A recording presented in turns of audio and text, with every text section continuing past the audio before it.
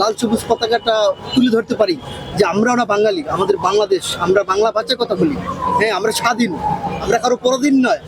হচ্ছে আমরা আজকে যে এই স্বাধীনতার বিজয় দিবসে আমরা আমার ছেলেকে নিয়ে এসেছি, যেখানে হয়তো এই বিজয়টা না আসলে এতটা আনন্দিত হতাম না, এই বিজয়টা না আসলে এতটা খুশি হতাম না, এই বিজয় না হলে আপনাদের সাথে কথা বলা হতো না, এই বিজয় না হলে আমরা বাঙালি গর্ব করে বলতে পারবো না, বুক ফুলিয়ে বলতে পারতাম না যে আমরা স্বাধীন, আমরা কারো পরাধীন নয়, আমরা কারো শোষিত নয়, আমরা আমরা স্বাধীন। আজকের এই বিজয় বাদ ভাঙা উল্লাস, আজকে এই বিজয় মানে মনের উৎফুল্লের বিজয়। হ্যাঁ, আজকে অনেক খুশি, হ্যাপি, সকল মানুষই দেখেন নানান শ্রেণীর মানুষ এসেছে, হ্যাঁ, শুধু এই মহান বিজয় দিবসটাকে উদযাপন করার জন্য।